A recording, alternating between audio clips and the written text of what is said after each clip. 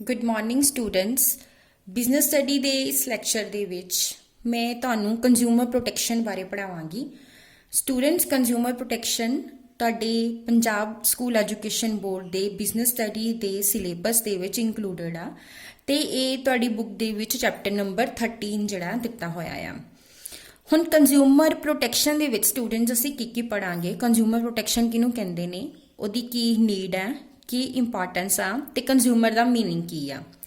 ਉਸ ਤੋਂ ਬਾਅਦ ਅਸੀਂ ਕੰਜ਼ਿਊਮਰ ਪ੍ਰੋਟੈਕਸ਼ਨ ਐਕਟ ਜਿਹੜਾ ਕਿ ਕੰਜ਼ਿਊਮਰ ਪ੍ਰੋਟੈਕਸ਼ਨ ਵਾਸਤੇ ਬਣਾਇਆ ਗਿਆ 1986 ਦੇ ਵਿੱਚ, ਉਹਦੇ ਵਿੱਚ ਪੜਾਂਗੇ ਕਿ ਕੰਜ਼ਿਊਮਰ ਦੇ ਕੀ ਰਾਈਟਸ ਨੇ, ਕੀ ਉਹਨਾਂ ਦੀਆਂ ਰਿਸਪੌਂਸਿਬਿਲਿਟੀਜ਼ ਨੇ, ਕਿਸ ਤਰ੍ਹਾਂ ਕੰਜ਼ਿਊਮਰ ਕੋਈ ਕੰਪਲੇਂਟ ਫਾਈਲ ਕਰ ਸਕਦਾ ਆ, ਕੌਣ ਕੰਪਲੇਂਟ ਫਾਈਲ ਕਰ ਸਕਦਾ ਆ, ਕਿਹਦੇ ਅਗੇਂਸਟ ਕੰਪਲੇਂਟ ਫਾਈਲ ਕੀਤੀ ਜਾ ਸਕਦੀ ਆ ਔਰ ਕਿਸ ਤਰ੍ਹਾਂ ਦੀ ਕੰਪਲੇਂਟ ਫਾਈਲ ਕੀਤੀ ਜਾ ਸਕਦੀ ਆ ਤੇ ਕਿਵੇਂ ਫਾਈਲ ਕੀਤੀ ਜਾ ਸਕਦੀ ਆ।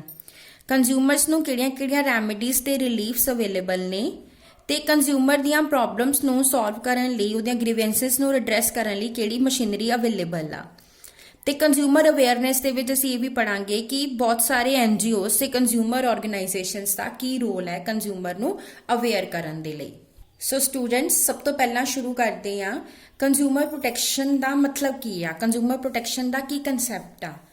ਸਟੂਡੈਂਟਸ, ਕੰਜ਼ਿਊਮਰ ਕਹਿੰਦੇ ਕਿਹਨੂੰ ਨੇ? ਕੰਜ਼ਿਊਮਰ ਉਹ ਹੁੰਦਾ ਜਿਹੜਾ ਕਿ ਆਪਣੀਆਂ ਨੀਡਸ ਨੂੰ ਪੂਰੀਆਂ ਕਰਨ ਦੇ ਲਈ ਗੁੱਡਸ ਨੂੰ ਬਾਏ ਕਰਦਾ ਆ ਜਾਂ ਸਰਵਿਸਿਜ਼ ਨੂੰ ਯੂਜ਼ ਕਰਦਾ ਆ, ਉਹਨੂੰ ਅਸੀਂ ਕੰਜ਼ਿਊਮਰ ਕਹਿੰਦੇ ਆ।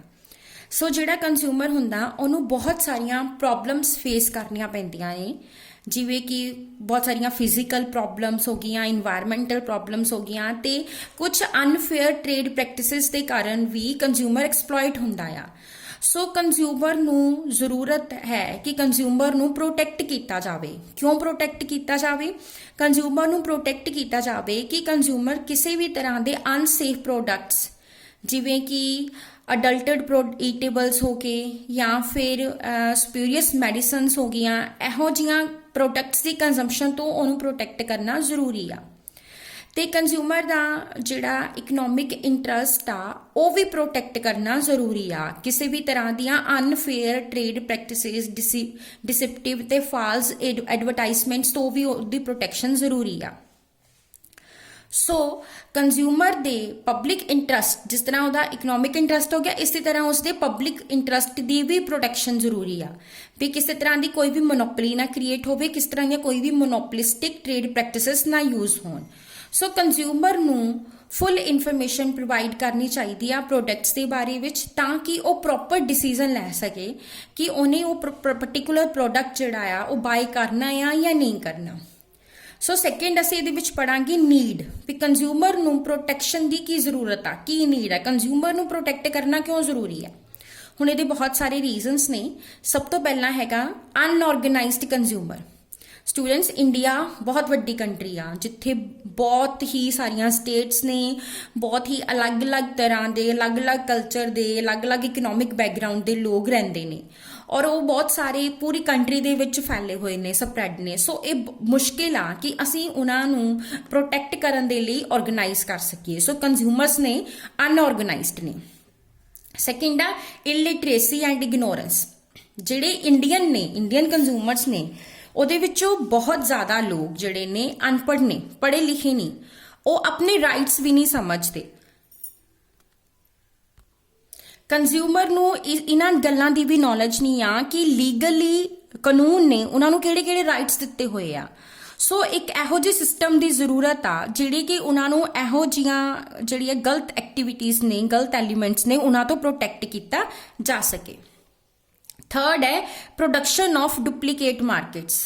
ਸਟੂਡੈਂਟਸ, ਹੁਣ ਇਸ ਟਾਈਮ ਤੇ ਤੁਸੀਂ ਦੇਖਿਆ ਹੋਣਾ, ਤੁਸੀਂ ਵੀ ਮਾਰਕੀਟ ਦੇ ਵਿੱਚ ਗੁੱਡਸ ਖਰੀਦਣ ਜਾਂਦੇ ਹੋ, ਜਦੋਂ ਕੋਈ ਬ੍ਰਾਂਡ ਖਰੀਦਦੇ ਹੋ ਤਾਂ ਉਹਦੀ ਸੈਕਿੰਡ ਕਾਪੀ, ਥਰਡ ਕਾਪੀ ਇਸ ਤਰੀਕੇ ਦੇ ਨਾਲ ਖਰੀਦ ਰਹੇ ਹੋ। ਸੋ ਸਾਇੰਸ ਤੇ ਟੈਕਨੋਲੋਜੀ ਇੰਨੀ ਐਡਵਾਂਸ ਹੋ ਚੁੱਕੀ ਆ ਕਿ ਕਿਸੇ ਵੀ ਓਰੀਜਨਲ ਪ੍ਰੋਡਕਟਸ ਦੀਆਂ ਬਹੁਤ ਸਾਰੇ ਡੁਪਲੀਕੇਟ ਤਿਆਰ ਹੋ ਜਾਂਦੇ ਆ ਤੇ ਕਈ ਵੇਲੇ ਤੇ ਕੰਜ਼ਿਊਮਰ ਲਈ ਇਹ ਫਾਈਂਡ ਆਊਟ ਕਰਨਾ ਹੀ ਬਹੁਤ ਮੁਸ਼ਕਿਲ ਹੁੰਦਾ ਆ ਕਿ ਕਿਹੜਾ ਪ੍ਰੋਡਕਟ ਓਰੀਜਨਲ ਆ ਤੇ ਕਿਹੜਾ ਪ੍ਰੋਡਕਟ ਡੁਪਲੀਕੇਟ ਆ। ਸੋ ਕਈ ਵੇਲੇ ਕੀ ਹੁੰਦਾ ਆ ਕਿ ਕੰਜ਼ਿਊਮਰ ਜਿਹੜਾ ਓਰੀਜਨਲ ਪ੍ਰੋਡਕਟ ਲਈ ਪੇਮੈਂਟ ਕਰ ਰਿਹਾ ਆ, ਜਿੰਨੀ ਪੇਮੈਂਟ ਕਰ ਰਿਹਾ ਆ, ਐਕਚੁਅਲੀ ਉਹਨੂੰ ਇਨ ਰਿਟਰਨ ਓਰੀਜਨਲ ਨਹੀਂ ਡੁਪਲੀਕੇਟ ਪ੍ਰੋਡਕਟ ਮਿਲ ਰਿਹਾ ਆ। ਸੋ ਉਹ ਜੋ ਪੇਮੈਂਟ ਕਰ ਰਿਹਾ ਆ ਉਹ ਕਿਤੇ ਜ਼ਿਆਦਾ ਆ ਉਸ ਪ੍ਰੋਡਕਟ ਦੇ ਨਾਲੋਂ ਜਿਹੜਾ ਕਿ ਉਹਨੂੰ ਐਕਚੁਅਲੀ ਮਿਲ ਰਿਹਾ ਆ। ਸੋ ਇਸ ਲਈ ਵੀ ਕੰਜ਼ਿਊਮਰ ਨੂੰ ਪ੍ਰੋਟੈਕਟ ਕਰਨਾ ਜ਼ਰੂਰੀ ਆ। ਨੈਕਸਟ ਹੈ ਡਿਸੈਪਟਿਵ ਐਡਵਰਟਾਈਜ਼ਮੈਂਟਸ। ਸਟੂਡੈਂਟਸ ਤੁਸੀਂ ਦੇਖਦੇ ਹੋਣੇ ਆ, ਤੁਸੀਂ ਟੀਵੀ ਦੇ ਵਿੱਚ ਬਹੁਤ ਸਾਰੀਆਂ ਐਡਵਰਟਾਈਜ਼ਮੈਂਟਸ ਦੇਖ ਰਹੇ ਹੋਣੇ ਆ ਵੀ ਕਿਸ ਤਰੀਕੇ ਦੇ ਨਾਲ ਐਡਸ ਆਉਂਦੀਆਂ ਨੇ। Fair and Lovely the add ਆਉਂਦੀ ਹੈ ਕਿ ਤੁਹਾਨੂੰ ਗੋਰਾ ਕਰ ਦਿੱਤਾ ਜਾਏਗਾ, 7 ਦਿਨ 'ਚ ਗੋਰਾ ਕਰ ਦਿੱਤਾ ਜਾਏਗਾ। ਪਰ ਸਟੂਡੈਂਟਸ ਕੀ ਕਦੀ ਸੱਚੀ ਫੇਅਰ ਐਂਡ ਲਵਲੀ ਲਗਾਉਣ ਨਾਲ ਕੋਈ ਗੋਰਾ ਹੋਇਆ ਆ? ਨਹੀਂ, ਇਹੋ ਜਿਹਾ ਨਹੀਂ ਹੁੰਦਾ।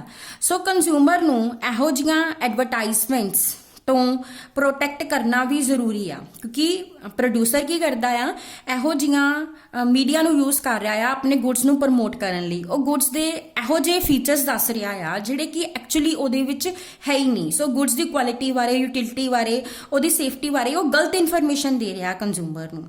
ਸੋ ਇਹੋ ਜਿਹੀਆਂ ਜਿਹੜੀਆਂ ਗਲਤ ਐਡਵਰਟਾਈਜ਼ਮੈਂਟਸ ਨੇ ਉਹਨਾਂ ਤੋਂ ਵੀ ਕੰਜ਼ਿਊਮਰ ਨੂੰ ਪ੍ਰੋਟੈਕਟ ਕਰਨਾ ਬਹੁਤ ਜ਼ਰੂਰੀ ਆ।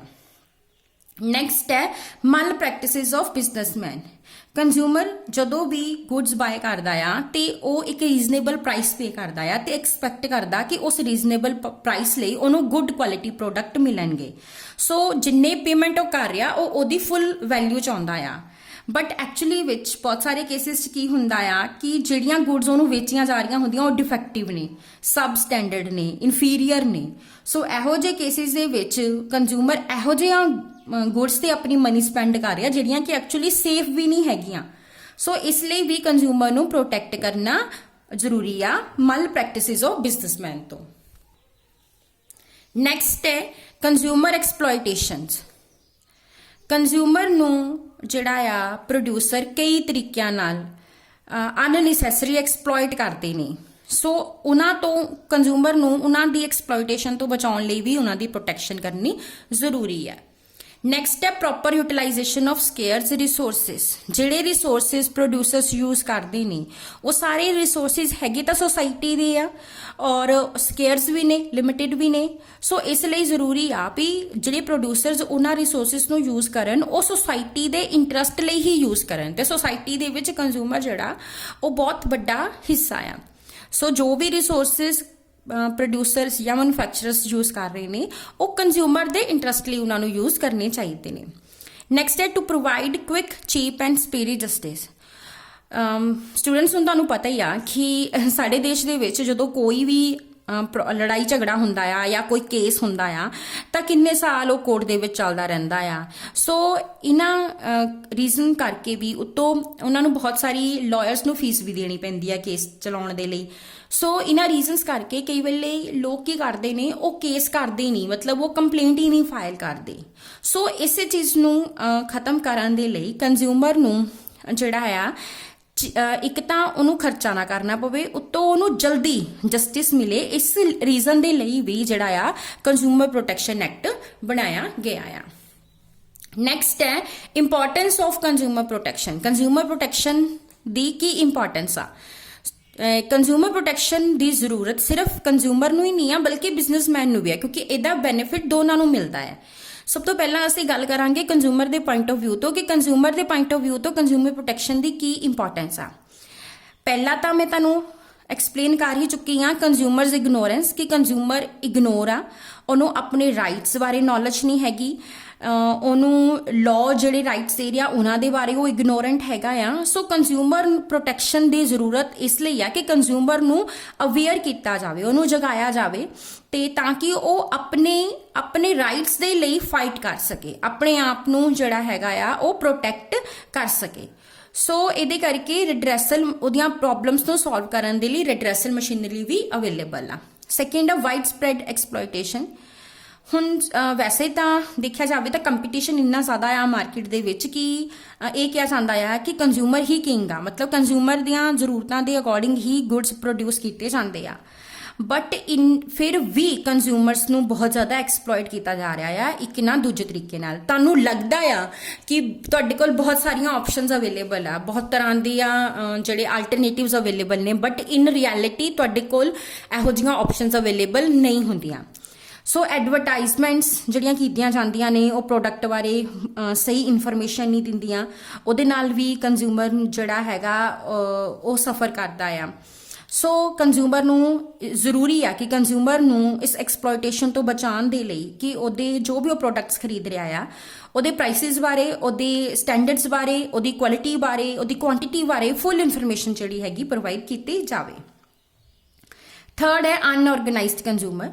ਮੈਂ ਆਲਰੇਡੀ ਤੁਹਾਨੂੰ ਐਕਸਪਲੇਨ ਕਰ ਚੁੱਕੀ ਹਾਂ ਕਿ ਕੰਜ਼ਿਊਮਰ ਇੰਡੀਆ ਦੇ ਵਿੱਚ ਅਨਆਰਗੇਨਾਈਜ਼ਡ ਨੇ, ਕਿਉਂਕਿ ਕੰਟਰੀ ਸਾਡੀ ਵਿੱਚ ਇੱਕ ਤਾਂ ਸਾਡੀ ਪਾਪੂਲੇਸ਼ਨ ਬਹੁਤ ਜ਼ਿਆਦਾ ਆ, ਉੱਤੋਂ ਕੰਜ਼ਿਊਮਰ ਸਪਰੈਡ ਨੇ ਡਿਫਰੈਂਟ ਸਟੇਟਸ ਦੇ ਵਿੱਚ, ਡਿਫਰੈਂਟ ਕਲਚਰਸ ਨੂੰ ਬਿਲੋਂਗ ਕਰਦੇ ਨੇ। ਈਵਨ ਇੱਕ ਪਾਰਟ 'ਚ ਬੈਠਾ ਹੋਇਆ ਕੰਜ਼ਿਊਮਰ ਦੂਸਰੇ ਪਾਰਟ ਵਿੱਚ ਬੈਠੇ ਹੋਏ ਕੰਜ਼ਿਊਮਰ ਦੀ ਲੈਂਗੁਏਜ ਵੀ ਅੰਡਰਸਟੈਂਡ ਨਹੀਂ ਕਰ ਪਾ ਰਿਹਾ। ਸੋ ਇਸ ਲਈ ਉਹਨਾਂ ਨੂੰ ਆਰਗੇਨਾਈਜ਼ ਕਰਨ ਦੇ ਲਈ ਵੀ ਕੰਜ਼ਿਊਮਰ ਪ੍ਰੋਟੈਕਸ਼ਨ ਐਕਟ ਜਿਹੜਾ ਆ ਇੰਪੋਰਟੈਂਟ ਆ। ਸੈਕਿੰਡ ਆ from the businessman's point of view. Consumer protection ਦੀ ਇੰਪੋਰਟੈਂਸ ਸਿਰਫ ਕੰਜ਼ਿਊਮਰ ਦੇ ਪੁਆਇੰਟ ਆਫ ਵਿਊ ਤੋਂ ਨਹੀਂ ਹੈ, ਬਲਕਿ ਬਿਜ਼ਨਸਮੈਨ ਦੇ ਪੁਆਇੰਟ ਆਫ ਵਿਊ ਤੋਂ ਵੀ ਹੈ। ਉਸ ਲਈ ਵੀ ਬਿਜ਼ਨਸਮੈਨ ਦਾ ਵੀ ਇਹਦੇ ਵਿੱਚ ਹੀ ਫਾਇਦਾ ਆ ਕਿ ਕੰਜ਼ਿਊਮਰ ਨੂੰ ਪ੍ਰੋਟੈਕਟ ਕੀਤਾ ਜਾਵੇ। ਹੁਣ ਕਿਵੇਂ ਫਾਇਦਾ ਆ? ਸਭ ਤੋਂ ਪਹਿਲਾਂ ਆ long term interest of business. ਇੱਕ ਜਿਹੜਾ ਬਿਜ਼ਨਸ ਹੈਗਾ ਆ ਉਹ ਸਿਰਫ ਤੇ ਸਿਰਫ ਕੰਜ਼ਿਊਮਰ ਦੇ ਸਿਰ ਤੇ ਹੀ ਖੜਾ ਹੁੰਦਾ ਆ। ਮਤਲਬ ਜੇ ਤੁਹਾਡੇ ਕੋਲ ਕੰਜ਼ਿਊਮਰਸ ਹੈਗੇ ਨੇ, ਤੁਹਾਡੇ ਗੁੱਡਸ ਦੇ ਬਾਇਰਸ ਹੈਗੇ ਨੇ, ਤਾਂ ਹੀ ਤੁਹਾਡਾ ਬਿਜ਼ਨਸ ਚੱਲੇਗਾ, ਨਹੀਂ ਤਾਂ ਤੁਹਾਡਾ ਬਿਜ਼ਨਸ ਜਿਹੜਾ ਹੈਗਾ ਖਤਮ ਹੋ ਜਾਏਗਾ। ਸੋ ਕਿਉਂਕਿ ਜੋ ਵੀ ਤੁਸੀਂ ਪ੍ਰੋਡਿਊਸ ਕਰਨਾ ਅਲਟੀਮੇਟਲੀ ਉਹ ਕੰਜ਼ਿਊਮਰ ਨੇ ਪਰਚੇਸ ਕਰਨਾ ਆ।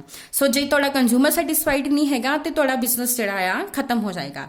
ਸੋ ਇਸ ਲਈ ਵੀ ਇੱਕ ਬਿਜ਼ਨਸ ਦੇ ਇੰਟਰਸਟ ਦੇ ਲਈ ਵੀ ਕੰਜ਼ਿਊਮਰ ਦਾ ਸੈਟੀਸਫਾਈ ਹੋਣਾ ਬਹੁਤ ਜ਼ਰੂਰੀ ਆ। ਸੋ ਕੰਜ਼ਿਊਮਰ ਦੀ ਪ੍ਰੋਟੈਕਸ਼ਨ ਜਿਹੜੀ ਆ ਜ਼ਿਆਦਾ ਜ਼ਰੂਰੀ ਆ।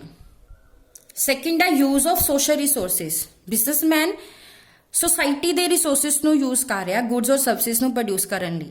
ਬਿਜ਼ਨਸਮੈਨ ਅਗਰ ਰॉ ਮਟੀਰੀਅਲ ਵੀ ਲੈ ਲਿਆ ਤਾਂ ਸੋਸਾਇਟੀ ਤੋਂ ਲੈ ਰਿਹਾ, ਲੈਂਡ ਵੀ ਲੈ ਰਿਹਾ ਸੋਸਾਇਟੀ ਤੋਂ ਲੈ ਰਿਹਾ, ਲੇਬਰ ਵੀ ਸੋਸਾਇਟੀ ਤੋਂ ਮਿਲ ਰਹੀ ਆ। ਸੋ ਜੋ ਵੀ ਪ੍ਰੋਫਿਟ ਬਿਜ਼ਨਸਮੈਨ ਨੂੰ ਮਿਲ ਰਿਹਾ ਉਹ ਇਹਨਾਂ ਸੋਸ਼ਲ ਰਿਸੋਰਸਿਸ ਦਾ ਹੀ ਰਿਜ਼ਲਟ ਆ, ਕਿਉਂਕਿ ਹੁਣ ਉਹ ਸੋਸਾਇਟੀ ਦੇ ਰਿਸੋਰਸਿਸ ਨੂੰ ਯੂਜ਼ ਕਰ ਰਿਹਾ। ਸੋ ਉਹਨਾਂ ਰਿਸੋਰਸਿਸ ਨੂੰ ਯੂਜ਼ ਕਰਨ ਲਈ ਉਹਦੀ ਸੋਸਾਇਟੀ ਲਈ ਰਿਸਪੌਂਸਿਬਿਲਿਟੀ ਵੀ ਆ। ਸੋ ਇਸ ਲਈ ਕਿਉਂਕਿ ਕੰਜ਼ਿਊਮਰ ਸੋਸਾਇਟੀ ਦਾ ਇੱਕ ਵੱਡਾ ਸਾਰਾ ਪਾਰਟ ਹੈ, ਸੋ ਇਸ ਲਈ ਜ਼ਰੂਰੀ ਆ ਕਿ ਕੰਜ਼ਿਊਮਰ ਨੂੰ ਵੀ ਸੈਟੀਸਫਾਈ ਕੀਤਾ ਜਾਵੇ। ਨੈਕਸਟ ਹੈ ਸੋਸ਼ਲ ਰਿਸਪੌਂਸਿਬਿਲਿਟੀ। ਇਹ ਵੀ ਜ਼ਰੂਰੀ ਆ ਕਿ ਇੱਕ ਬਿਜ਼ਨਸਮੈਨ ਨੂੰ ਸੋਸਾਇਟੀ ਦੇ ਵੈਲਫੇਅਰ ਲਈ ਵੀ ਰਿਸਪੌਂਸਿਬਲ ਹੋਣਾ ਚਾਹੀਦਾ ਆ। ਉਹਨੂੰ ਚਾਹੀਦਾ ਆ ਕਿ ਉਹ ਅੱਛੀ ਕੁਆਲਿਟੀ ਦੀਆਂ ਗੁੱਡਸ ਰੀਜ਼ਨੇਬਲ ਪ੍ਰਾਈਸ ਤੇ ਕੰਜ਼ਿਊਮਰ ਨੂੰ ਪ੍ਰੋਵਾਈਡ ਕਰੇ ਔਰ ਕੰਜ਼ਿਊਮਰ ਦੀ ਕਿਸੇ ਤਰ੍ਹਾਂ ਦੀ ਕੋਈ ਵੀ ਐਕਸਪਲੋਇਟੇਸ਼ਨ ਨਾ ਕਰੇ, ਔਰ ਜਿਹੜਾ ਵੀ ਪ੍ਰੋਫਿਟ ਉਹ ਅਰਨ ਕਰ ਰਿਹਾ ਆ ਉਹਨੂੰ ਉਹਦਾ ਇੱਕ ਹਿੱਸਾ ਸੋਸਾਇਟੀ ਦੇ ਵੈਲਫੇਅਰ ਲਈ ਵੀ ਸਪੈਂਡ ਕਰੇ। ਨੈਕਸਟ ਹੈ ਮੋਰਲ ਜਸਟੀਫਿਕੇਸ਼ਨ। ਹਰ ਬਿਜ਼ਨਸਮੈਨ ਨੂੰ ਆਪਣਾ ਬਿਜ਼ਨਸ ਕਰਨ ਵੇਲੇ ਕੁਝ ਮੋਰਲ ਐਥਿਕਸ ਜਿਹੜੇ ਹੈਗੇ ਆ ਉਹ ਜ਼ਰੂਰ ਯੂਜ਼ ਕਰਨੇ ਚਾਹੀਦੇ ਨੇ। ਐਥਿਕਸ ਕੀ ਹੁੰਦੇ ਨੇ? ਐਥਿਕਸ ਹੁੰਦੇ ਆ ਵਟ ਇਜ਼ ਅ ਰਾਈਟ ਔਰ ਰੋਂਗ, ਵੀ ਕੀ ਠੀਕ ਆ ਤੇ ਕੀ ਗਲਤ ਆ। ਸੋ ਐਥਿਕਸ ਉਹ ਗਾਈਡਲਾਈਨਸ ਨੇ ਜਿਹੜੇ ਕਿ ਉਹਦੇ ਬਿਜ਼ਨਸ ਨੂੰ, ਉਹਦੀ ਵਰਕਿੰਗ ਨੂੰ ਡਿਸਾਈਡ ਕਰਦੇ ਆ। ਸੋ ਕੋਈ ਵੀ ਬਿਜ਼ਨਸਮੈਨ ਜਿਹੜਾ ਬਿਨਾਂ ਐਥਿਕਸ ਤੋਂ ਚੱਲਦਾ ਆ ਉਹਨੂੰ ਅਸੀਂ ਇੱਕ ਕ੍ਰਿਮੀਨਲ ਦੇ ਬਰਾਬਰ ਮੰਨਦੇ ਆ। ਸੋ ਬਿਜ਼ਨਸ ਐਥਿਕਸ ਵੀ ਇਹ ਚਾਹੁੰਦੇ ਨੇ ਕਿ ਕੰਜ਼ਿਊਮਰ ਨੂੰ ਹੈਲਪ ਕੀਤੀ ਜਾਵੇ। ਬਿਜ਼ਨਸਮੈਨ ਜਿਹੜਾ ਕੰਜ਼ਿਊਮਰ ਲਈ ਓਨੈਸਟ ਹੋਣਾ ਚਾਹੀਦਾ ਆ। ਤੇ ਲਾਸਟ ਹੈ ਗਵਰਨਮੈਂਟ ਇੰਟਰਵੈਂਸ਼ਨ। ਗਵਰਨਮੈਂਟ ਨੇ ਵੀ ਬਹੁਤ ਸਾਰੇ ਇਹੋ ਜਿਹੇ ਮੈਥਡਸ ਡਿਵਾਈਸ ਕੀਤੇ ਹੋਏ ਆ ਜਿਹਦੇ ਕਰਕੇ ਵੀ ਬਿਜ਼ਨਸਮੈਨ ਕਿਸੇ ਤਰ੍ਹਾਂ ਦੇ ਅਨਐਥੀਕਲ ਮੈਥਡਸ ਯੂਜ਼ ਨਹੀਂ ਕਰ ਸਕਦਾ। ਸੋ ਗਵਰਨਮੈਂਟ ਵੀ ਇੱਕ ਵਾਚ ਡੌਗ ਵਾਂਗੂ ਐਕਟ ਕਰਦੀ ਆ ਤੇ ਉਹ ਕੰਜ਼ਿਊਮਰ ਦੇ ਇੰਟਰਸਟ ਨੂੰ ਪ੍ਰੋਟੈਕਟ ਕਰਦੀ ਆ।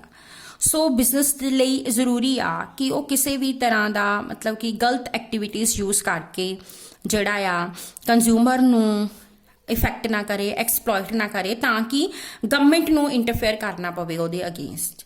ਸੋ ਇਹ ਸਾਰੇ ਰੀਜ਼ਨਸ ਨੇ ਜਿਨ੍ਹਾਂ ਕਰਕੇ ਇੱਕ ਬਿਜ਼ਨਸਮੈਨ ਦੇ ਲਈ ਵੀ ਬਹੁਤ ਜ਼ਰੂਰੀ ਆ ਕਿ ਉਹ ਬਿਜ਼ਨਸਮੈਨ ਜਿਹੜਾ ਹੈਗਾ ਆ ਕੰਜ਼ਿਊਮਰ ਦੀ ਪ੍ਰੋਟੈਕਸ਼ਨ ਨੂੰ ਧਿਆਨ 'ਚ ਰੱਖੇ।